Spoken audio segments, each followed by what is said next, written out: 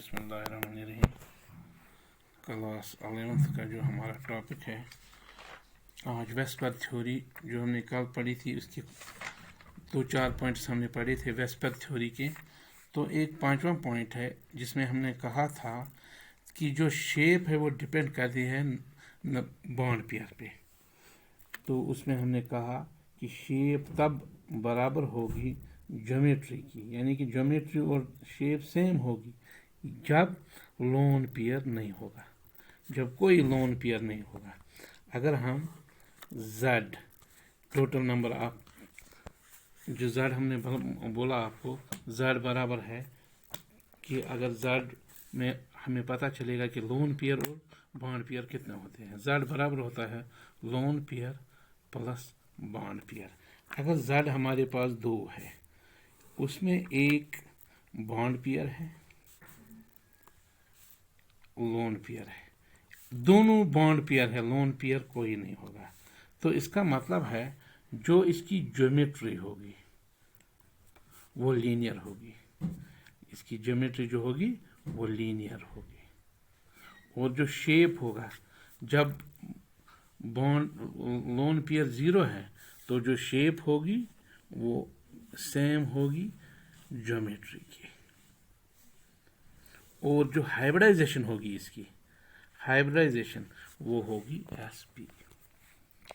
इसके बाद अगर दो Z2 के बराबर है, एक लोन पेयर है एक बॉन्ड पेयर है, तो उस सूरत में ज्योमेट्री नहीं होगी, no geometry possible, no geometry possible. जब ज्योमेट्री पॉसिबल नहीं होगी तो शेप भी पॉसिबल नहीं होगी, अलबत्ता हाइब्रिडाइजेशन SP होगी। जब Z3 के बराबर होगा, बॉन्ड पेयर मान लेंगे हम तीनों, लोन पेयर कोई नहीं होगा, यानी कि लोन पेयर 0 होगा, लोन पेयर 0 होगा।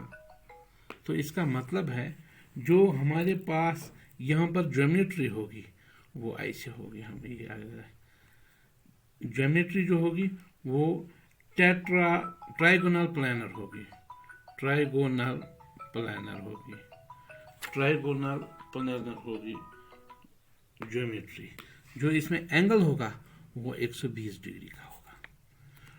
और यहाँ पर मैंने देखा कि लोन पेयर 0 है तो लिहाजा शेप भी सेम होगी। फिर ज्योमेट्री में ज्योमेट्री और शेप सेम होगी जब लोन पेयर 0 होगा। तो यहाँ पर हाइब्रिडाइजेशन जो होगी वो SP2। इसके बाद अगर Z 3 के बराबर है, 2 बॉन्ड पेयर है एक लोन पेयर है, 2 बॉन्ड पेयर है एक लोन पेयर है, इसका मतलब अगर A होगा 2 बॉन्ड पेयर तो एक लोन पेयर ऐसे, ठीक है। जो यहाँ पर एंगल होगा बॉन्ड पेयर और बॉन्ड पेयर के बीच, वो एंगल होगा लेस देन 120 डिग्री।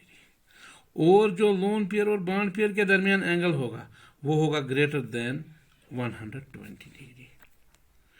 और जो यहाँ पर इसकी शेप होगी, शेप ऐसे इसकी बनेगी A, इसको बोलते हैं बेंट शेप, या बोलेंगे हम V शेप। और इसका जो होगा हाइब्रिडाइजेशन जो होगी इसकी वो भी SP2 होगी।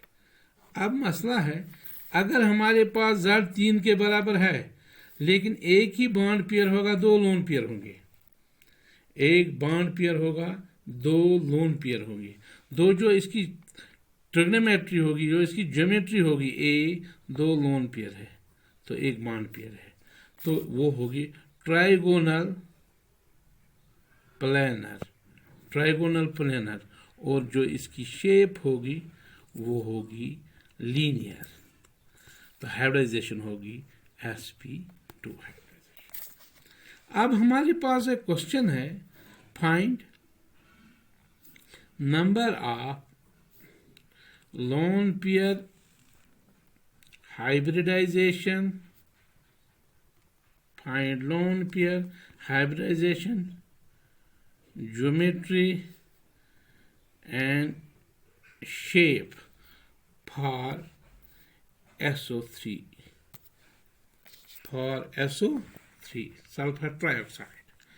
देखो बेटा, सल्फर का एटॉमिक नंबर जो है वो 16 है, तो इसका मतलब है 2, 8 और 6। तो Z जो होगा 1/2 ऑफ नंबर ऑफ पॉजिटिव और नंबर ऑफ नेगेटिव, कोई आयन नहीं है इसमें। तो बाहरी के शेल में 6 इलेक्ट्रॉन है प्लस, बस, और कोई इसमें मोनोवैलेंट भी नहीं है। तो इसका मतलब है 2, 3, इसका मतलब है 3 के बराबर है। Z हमें पता है ये लोन पेयर और बॉन्ड पेयर के बराबर है। जो ये 3 है इसमें लोन पेयर भी होंगे, बॉन्ड पेयर भी होंगे। अगर पॉसिबल होगा जब हम S लेंगे तो S में हम देखेंगे 3 ऐसे, क्योंकि O3 है, लिहाजा करके इसमें कोई लोन पेयर नहीं होगा। हम लिखेंगे लोन पेयर 0। जब लोन पेयर 0 होगा, जो ज्योमेट्री इसकी होगी, ज्योमेट्री है S3, जो ज्योमेट्री होगा S3 की, वो है उसमें एंगल जो होगा 120 डिग्री, 120, और इसको हम कहते हैं ट्राइगोनल प्लेनर। तो जब ज्योमेट्री होगी, शेप क्या होगी? शेप भी सेम होगी, क्योंकि यहां पर जो लोन पेयर है वो 0 के बराबर है, वो 0 के बराबर है। इसके बाद हमारा दूसरा क्वेश्चन जो है HNO3। देखो बेटा, HNO3 में क्या करेंगे हम? Z बराबर है 1/2 ऑफ नाइट्रोजन के आउटर मोस्ट शेल में 5 इलेक्ट्रॉन है, प्लस पॉजिटिव आयन या नेगेटिव कोई नहीं है, मोनोवैलेंट 1 है, हो गया +1, ये हो गया 6/2, हो गया 3। जो ये 3 है ये लोन पेयर और बॉन्ड पेयर के बराबर है, ये 3, क्योंकि Z इसी के बराबर होता है। यहां पर जब हम इसकी स्ट्रक्चर लेंगे NO OO, तो एक H यहां पर होगा, तो यहां पर लोन पेयर कोई नहीं है, इसमें लोन पेयर कोई नहीं है, लोन पेयर यहां पर 0 है। जो एंगल इसके बीच में होगा वो 120 के बराबर होगा, और हाइब्रिडाइजेशन जो होगी इसकी वो है sp2 के बराबर। इसके बाद हम किसी भी मॉलिक्यूल का भी देख सकते हैं, HNO3 नेगेटिव भी देखेंगे, उसका भी हम निकाल सकते हैं। और जो भी कोई मॉलिक्यूल होगा, कंपाउंड, कोई भी कंपाउंड होगा, उसका हम निकाल सकते हैं कि इसकी शेप क्या है, इसकी ज्योमेट्री क्या है, इसकी हाइब्रिडाइजेशन क्या है, वो अकॉर्डिंग टू Z के ही हिसाब से हम निकालेंगे।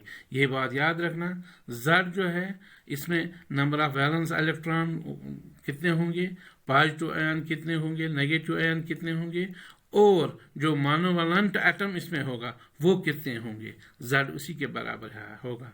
और फिर देख लेना, लोन पेयर अगर 0 होगा तो ज्योमेट्री और शेप बराबर होगी, अगर लोन पेयर कोई होगा तो फिर ज्योमेट्री अलग होगी और शेप अलग होगी।